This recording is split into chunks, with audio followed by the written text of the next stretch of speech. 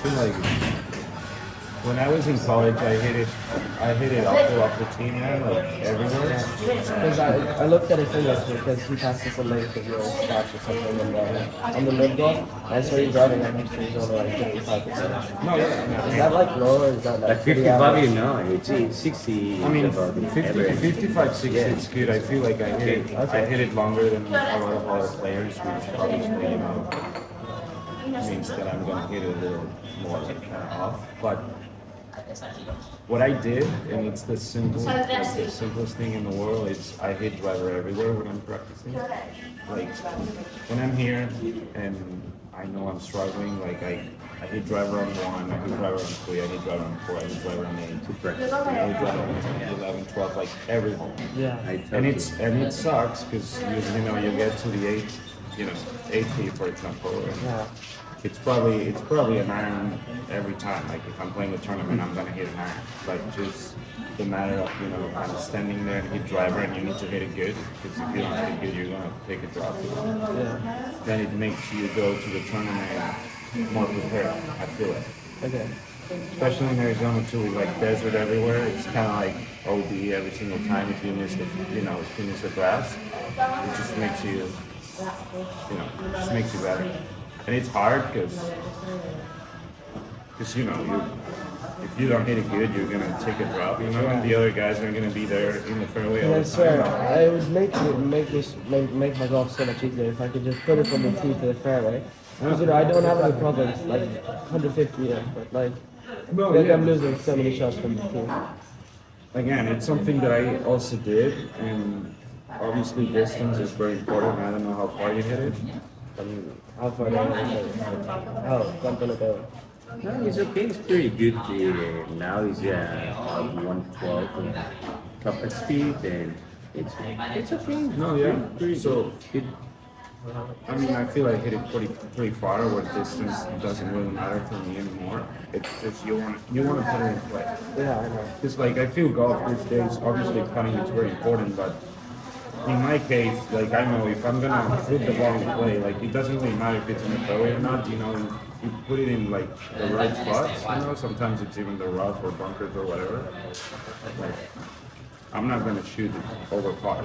If I drive it good, Obviously, there's days where you make putts, and if you hit it decent with the team, you make putts, you're going to shoot 6, 7, 8 under. Yeah. And if you don't make putts, you're going to shoot 1 or 2. Yeah, exactly. But if you're kind of off the tee, then even if you make putts, you're just putting for par pretty much every single shot. So I would recommend you. Si no habías reservado tu padre, no había ¿Qué problemas tienes con el Yeah, I think it's fair. No, do you usually miss more right or left? Es como que me juego un poco con miedo. Es muy difícil explicarlo. Pero su swing como... No, en realidad era un poquito mucho más alto. ¿Okay? Pero tienes un palo como inside. Un poquito. Pero ya mejoró mucho en ese sentido. Like in my case, like I usually struggle the opposite, where like if I'm a little off, I'm just a little steep and I start hitting it right. So I mean, Now I feel like I'm having a little bit sick because I played yesterday and a little bit more push or actually full. So I usually hit push fades when I'm like a little off, So what I do is I only hit draws on the range. Si normalmente en el driving range era dispersión, bastante. Lo que pasa es que se da el campo y de repente a uno puede ir 3 calles a la derecha o 3 calles a la izquierda, ¿sabes? Y empieza a coger miedo. The best things for me that work, that are super simple, is if I'm missing right, I hit draws. Like I struggle a little bit like during April to like May, and I spent 3 months just hitting draws. Like I played the US Open and I was in the range and I was only hitting draws. Like I didn't hit a single like straight ball. And then you go to the course and you just do your stuff. But, your movement kind of learns about it. Yeah. So you kind of start avoiding this one a little more. And then off the tee, like hitting a straight ball, it's pretty difficult. Yeah. So I like to kind of like move it around. Just like on 8, if you think about it, like in my case, obviously the perfect thing is to hit it straight. Yeah. But like for me, it's easier to aim left Just fade it into the hill. and knowing that I have like 30 to 40 yards to actually put it in place, Yeah. and I know it's always gonna cut, you know, and you go from having like 10 yards, because if you want to hit it straight, you have like 10 yards left and 10 right. If I want to fade it, I have like 35 or 40. So you know that like the room for mistake is a lot more bigger. And same with drops, you know, like, it's like, I don't know, like one is a little stupid, obviously, but What do you normally hit on that? I mean, I would hit like a, I have a 7 iron, so I would hit a 7 or a 4 iron or 3 iron. You know, you don't need anything else. But again, if you wanna hit the driver, it's way easier for me to aim that, and knowing that I have 30 yards to cut it, just aiming and same with drop. Because if you're playing cut, you can be 100% sure it won't open. Exactly. And then you can obviously miss, like, you know, we all miss. Yeah. But knowing that you, like, I don't know, other course, I don't know what other courses do you guys play? Any holes that you kind of struggle with? Maybe like 7 on this course.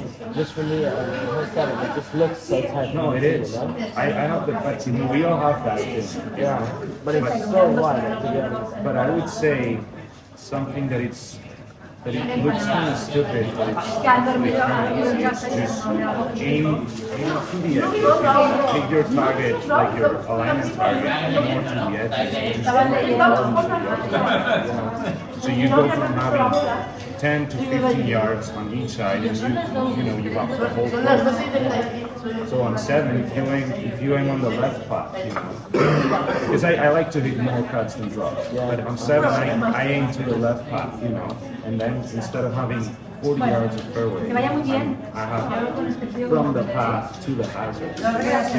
But you have to do it right now. I hit drive. You don't go through. I mean, yesterday I was playing with my mom and I had like 100 yards. Yeah. Because it's, you know, forever. But it's something that it's really helpful. Same with drops. There's other holes where you cannot cut it, you know. It's something that it honestly looks kind of stupid, but once you start doing it, you know. It's like on 10 yesterday, you know, 10 is kind of a draw hole, you know?